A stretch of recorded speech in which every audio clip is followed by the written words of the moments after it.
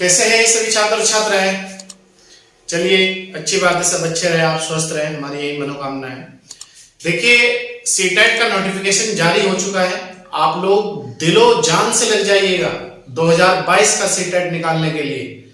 तो आप लोग जो है जुलाई में एग्जाम है और आप लोग अभी से लग जाइएगा। अगर आप अभी से लगते हैं और 3 से 4 घंटे कंटिन्यूटी के साथ पढ़ते हैं तो आपको कोई भी सीटेट का एग्जाम से नहीं रोक सकता।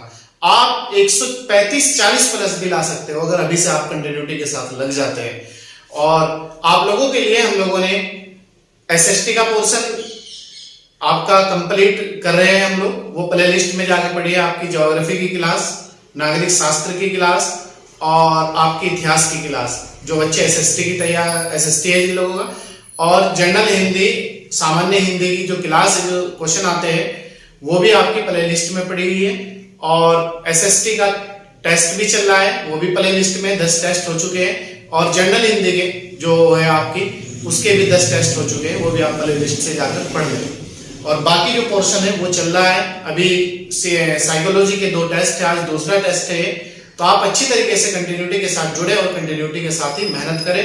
और हम लोग आप लोगों के साथ कंटिन्यूटी के साथ क्लासें भी उपलब्ध कराएंगे आप लोगों को और टेस्ट भी उपलब्ध कराएंगे। चलिए आइए देखते हैं।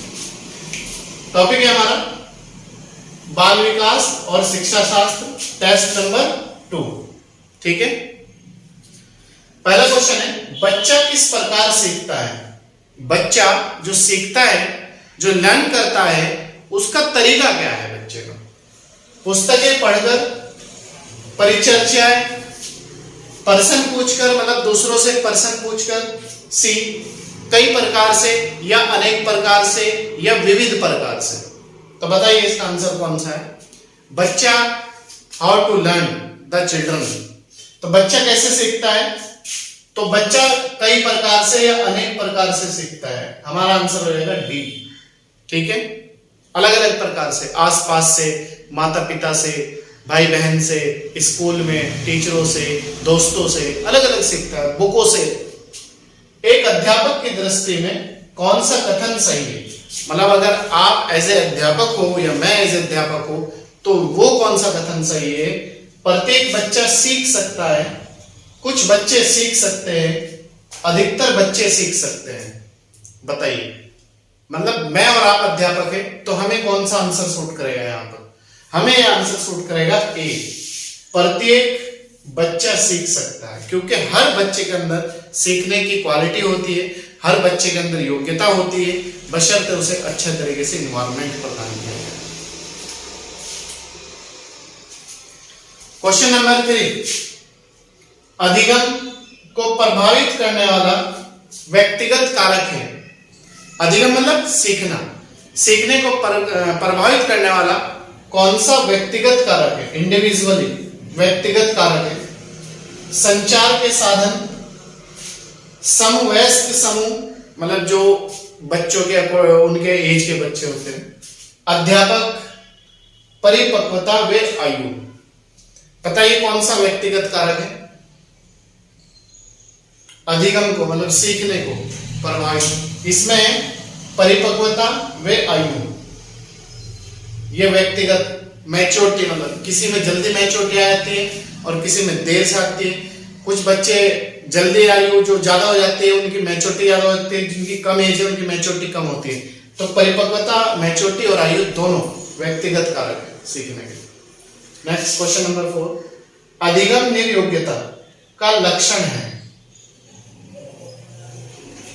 अधिगम निर्योग्यता का लक्षण है, ए, भागने की प्रवृत्ति होना, मतलब अधिगम मतलब सीखने की अयोग्यता, निर्योग्यता का मतलब है यहां अयोग्यता। भागने की प्रवृत्ति होना मतलब बच्चा स्कूल से भाग जाता है। अशांत होना, अवधान संबंधी बाधा या विकार, डी, अभिप्रेरणा का अभाव, मतलब उसके अंदर मोटिवेशन नहीं है। अवधान मतलब बच्चे को समस्या पढ़ने में, लिखने में, सीखने में, अवधान रुकावट। ठीक है, तो बताइए इसमें कौन सी अधिगम निर्योग्यता है? इसमें जो है सी आंसर है हमारा, अधिगम निर्योग्यता, अवधान संबंधी बाधा या विकार, सीखने से संबंधित। क्वेश्चन नंबर 5, निम्न में कौन सा रचनात्मक आकलन के लिए उचित उपकरण है। मतलब सकारात्मक आकलन के लिए उचित उपकरण कौन सा है? अगर बच्चे के हम जज करें, उसका आकलन करें, उसका टेस्ट लें या उसकी जांच करें। मौखिक प्रश्न, सत्र परीक्षा, प्रश्न उत्तरी व खेल, डी दत्त कार्य। दत्त मतलब असाइनमेंट। तो बताइए निम्न में कौन सा रचनात्मक आकलन के लिए उचित उपकरण नहीं है? नहीं बताना है, नहीं है। देखो मौखिक प्रश्न भी है, प्रश्न उत्तरी और खेल भी है, असाइनमेंट भी है, सत्र परीक्षा भी है। बी आंसर है हमारा। ठीक है। क्वेश्चन नंबर 6, विद्यार्थियों के सीखने में जो रिक्तियां रह जाती है, मतलब जो वो सीख नहीं पाता, खाली शून्य रह जाती है, जो रिक्तियां रह जाती है, उनके निदान के बाद होना चाहिए। मतलब उनका एक अध्यापक का ये लक्ष्य होना चाहिए, अगर बच्चे को कोई समस्या है उसे पूरी करे, उसे जो स्पेस है उसे भरे, जो समझ नहीं पाया, सीख नहीं पाया, और उसके बाद निदान अगर हो गया तो उसके बाद क्या होना चाहिए? सघन अभ्यास, समुचित उपचारात्मक कार्य, ए और बी दोनों। बताइए क्या होना चाहिए? सघन अभ्यास कार्य या समुचित उपचारात्मक कार्य? इसमें होना चाहिए समुचित उपचारात्मक कार्य। जो उसकी समस्या है उनका निदान किया जाए, उन्हें सॉल्व किया जाए और सॉल्व करके उसका समाधान उसे दिया जाए। क्वेश्चन नंबर 7, निम्न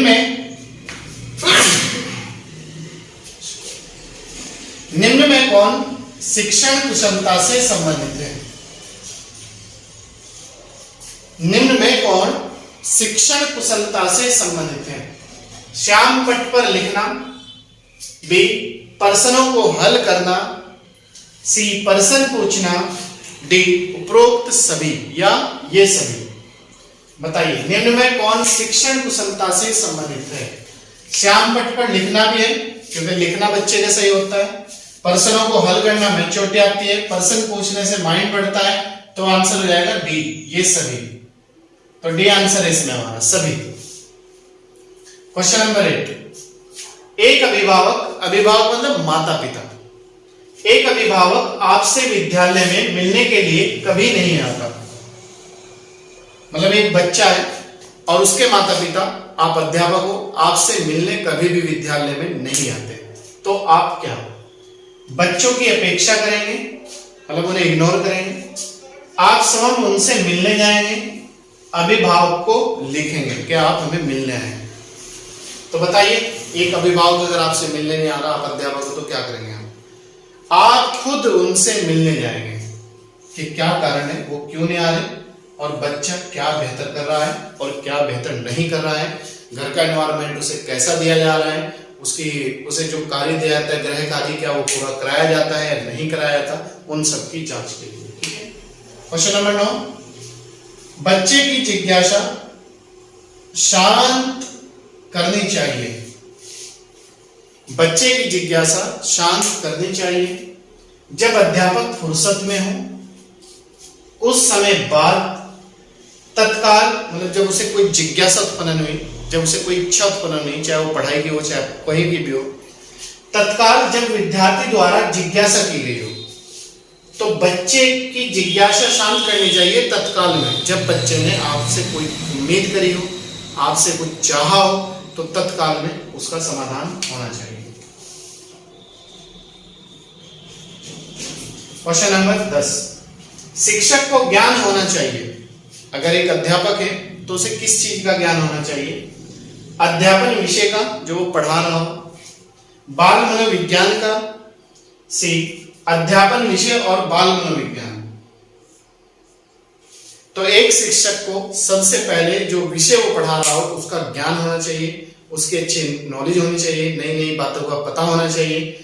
और दूसरा बाल मनोविज्ञान, बच्चे को समझने की जो उसके अंदर कैपेसिटी है, तार्किकता है, उसकी मौलिकता है, बच्चा किस समय क्या करता है, ये सब उसे समझने की आवश्यकता है। तो अध्यापन विषय और बाल मनोविज्ञान, दोनों का एक अध्यापक को ज्ञान होना आवश्यक। आंसर हो जाएगा सी। ठीक है, हमारे बात शिक्षक एवं विद्यार्थी के मध्य, शिक्षक एवं मतलब एक अध्यापक और टीचर बच्चे के मध्य संबंध होना चाहिए। मतलब कैसा दोनों के बीच संबंध होना चाहिए? शिक्षक और विद्यार्थी, स्टूडेंट, स्नेह का मतलब प्यार का, विश्वास का, सम्मान का, या सभी का। देखो, एक टीचर और एक स्टूडेंट के मध्य या छात्र के मध्य प्यार भी रहना चाहिए, ट्रस्ट भी होना चाहिए और सम्मान भी होना चाहिए। तो ये सभी हमारा आंसर हो जाएगा डी। ठीक है, क्वेश्चन नंबर 12, एक अच्छा अध्यापक विद्यार्थियों के मध्य बढ़ावा देता है। जो एक अच्छा टीचर होता है वो विद्यार्थियों के मध्य किस चीज को बढ़ावा देता है, किस चीज की प्रोग्रेस चाहता है? प्रतियोगिता की भावना का मतलब कंपटीशन का, सहयोग की भावना एक दूसरे से मिलकर, प्रतिद्वंदता की भावना। तो एक अध्यापक हमेशा ये चाहता है कि सभी छात्र और छात्राएं प्यार से रहे और एक दूसरों का सहयोग करते रहे। तो हमारा आंसर हो जाएगा बी, सहयोग की भावना। प्रश्न नंबर 13, बच्चे में नैतिकता की स्थापना के लिए सर्वोत्तम मार्ग या रास्ता क्या है? बच्चे में मॉरलिटी, नैतिकता लाने के लिए सबसे अच्छा मार्ग, उन्हें धार्मिक पुस्तकें पढ़ाना, शिक्षक का आदर्श रूप में व्यवहार करना, मतलब जैसा शिक्षक व्यवहार करता है दूसरों के साथ वैसा ही उनसे व्यवहार कराए, उन्हें शिक्षक के उदाहरण दिए गए और शिक्षक के द्वारा ही उन्हें आगे बढ़ाया गया, उनका मूल्य शिक्षा पर मूल्यांकन करना। तो इसका हमारा आंसर हो जाएगा बी, शिक्षक का आदर्श रूप में व्यवहार करना।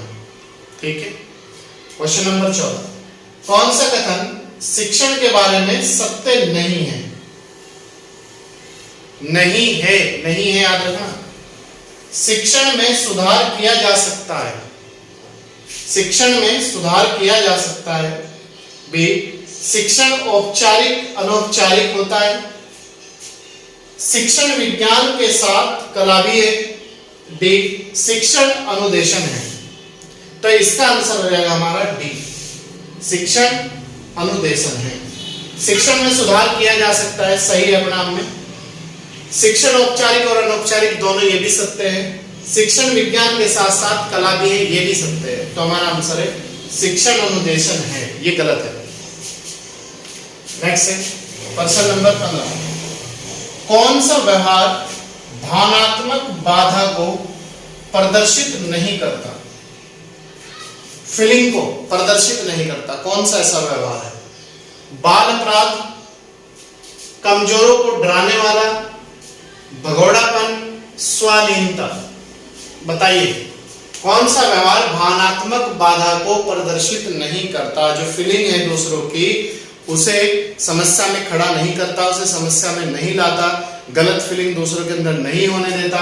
यह है स्वाधीनता, शालीनता के साथ आदमी जब काम करता है। ये बाल अपराध भी वो करता है, भावनात्मक ठेस पहुंचाता है, कमजोरों को डराना भी, भगोड़ापन भी, ये सब ठेस पहुंचाते हैं। जबकि स्वाधीनता एक अच्छी चीज होती है। प्रश्न नंबर 16, आपकी कक्षा के कुछ छात्र अति मेधावी है, मतलब बहुत ही अच्छे इंटेलिजेंट है, तो आप उन्हें किस प्रकार पढ़ाएंगे? आपकी कक्षा में अगर कुछ बच्चे बहुत ही इंटेलिजेंस है, आईक्यू बहुत अच्छा है और बहुत ही कोई भी काम दे आप उन्हें वो टाइम पे कर लेते हैं, टाइम से पहले कर लेते हैं, तो आप उन्हें किस प्रकार पढ़ाएंगे? कक्षा के साथ, उच्च कक्षा के साथ समृद्धिकरण कार्यक्रमों द्वारा। तो एक अध्यापक उन्हें आगे बढ़ाने के लिए नए नए कार्य दे, नए नए प्रोजेक्ट दे और समृद्धिकरण कार्यक्रमों के द्वारा उन्हें आगे बढ़ाए, उनकी प्रतिस्पर्धा को रोके ना, उसे बढ़ाए। प्रश्न नंबर 17, आप एक कक्षा में शिक्षक के तौर पर छात्रों को प्रेरित करते हैं। अगर आप एक अध्यापक हो तो आप कक्षा ले रहे हो, जब क्लास में हो तो छात्रों को कैसे प्रेरित करेंगे? निर्देश निर्धारित करके, श्याम पट्ट का प्रयोग करके, छात्रों की सक्रिय भागीदारी द्वारा। बताइए, या उपरोक्त सभी? इसमें आंसर हो जाएगा हमारा सभी। निर्देश निर्धारित करके, बच्चों को निर्देश देके, श्याम पट का प्रयोग करके, छात्रों की एक्टिविटी में भागीदारी बढ़ाकर, ये सभी के द्वारा। प्रश्न नंबर 18, संज्ञानात्मक विकास का अर्थ होता है, संज्ञानात्मक विकास, अभियोग्यता का विकास, मतलब ये कह रहा ऑप्शन ए कि अभियोग्यता का विकास, बी कह रहा बच्चे का विकास, सी कह रहा व्यक्तिगत विकास। बताइए संज्ञानात्मक विकास किसे कहते हैं? संज्ञानात्मक जो विकास होता है वो है अभियोग्यता का विकास, ए आंसर हो जाएगा। क्वेश्चन नंबर 19, शिक्षा की किंडरगार्टन पद्धति का जनक कौन था? A T P Nunn, Spencer, Froebel, Montessori. बताइए शिक्षा की जो किंडरगार्टन पद्धति है वो किसने दी थी, उसका जनक या प्रतिपादक कौन है? उसका प्रतिपादक है फ्रोबेल, सी आंसर हो जाएगा हमारा, फ्रोबेल। क्वेश्चन नंबर 20 और आज के टेस्ट का लास्ट क्वेश्चन है, पुरस्कार एवं दंड। पुरस्कार एवं दंड क्या है? ए सकारात्मक प्रेरक, स्वाभाविक प्रेरक, कृत्रिम प्रेरक, डी है अर्जित प्रेरक। पुरस्कार और दंड, ये ऑप्शन कह रहा है कि ये सकारात्मक प्रेरक है, बी कह रहा है स्वाभाविक प्रेरक है, सी कह रहा कृत्रिम प्रेरक है और डी कह रहा अर्जित प्रेरक है, मतलब दूसरों से अर्जित की गई। तो बताइए इसमें हमारा स्वाभाविक प्रेरक, पुरस्कार और दंड जो है स्वाभाविक प्रेरक है। स्वयं की अपनी प्रेरणा होती है किसी काम को करने की और किसी लक्ष्य को पाने की और किसी भी काम में आगे बढ़ने की, तो वो स्वाभाविक प्रेरक होती है। ठीक है, अगर हम किसी काम को ना करें, टाइम पे ना करें, तो हमें दंड दिया जाता है, और अगर हम टाइम पे करते हैं और आगे बढ़ते हैं और अपने लक्ष्य को जल्दी प्राप्त करते हैं तो हमें पुरस्कार दिया जाता है। तो ये स्वाभाविक प्रेरक है, ये होती है आपकी इंटरनली प्रेरणा, इंटरनली मोटिवेशन। ठीक है, तो दोस्तों ये थे आज के हमारे 20 नंबर का टेस्ट साइकोलॉजी से, और इसी तरीके से हम लोग आप लोगों के लिए अच्छे अच्छे टेस्ट लेकर आएंगे ताकि हम लोग एग्जाम को क्वालिफाई कर सके और एक अच्छे नंबर प्राप्त कर सके। और 2020-22 जो हमारा 2022 है वो हमारा एक ऐसा लक्ष्य हो जिसे हम फर्स्ट टाइम में ही प्राप्त कर सके। तो चलिए मैं आपका अपना टीचर गुलशेर गौड़, अगर आप हमारे यूट्यूब चैनल पर नए हैं तो लाइक कर दीजिए, शेयर सब्सक्राइब और लाइक कर दीजिएगा, और अगर पुराने हैं तो कंटिन्यूटी के साथ बने रहिएगा और नए नए लोगों को जोड़ने का प्रयास करिएगा। और भाई लाइक और शेयर और सब्सक्राइब जरूर करिएगा आप लोग। और इसी तरीके से हमने पूरी क्लास आप लोगों के लिए मैनेजमेंट बनाई है ताकि हम लोग आपको पहले ही टाइम में कम समय में सफलता प्राप्त करा सके और एक अच्छी मेरिट में आपका नंबर आ सके। चलिए, थैंक यू।